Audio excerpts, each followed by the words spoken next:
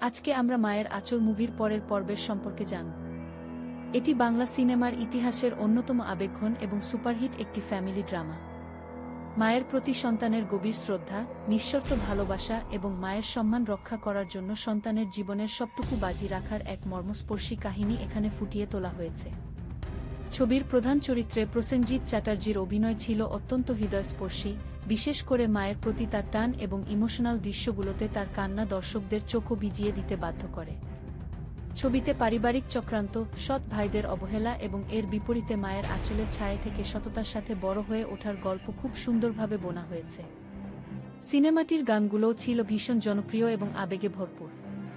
সম্পর্কের টানাপোড়েন কাটিয়ে কিভাবে একজন ছেলে তার মায়ের মুখে শেষ পর্যন্ত হাসি ফোটায় এবং পরিবারকে এক করে, সেই শিক্ষণীয় ও ভালোবাসার গল্পটি আজও প্রতিটা বাঙালি পরিবারের কাছে অত্যন্ত প্রিয়।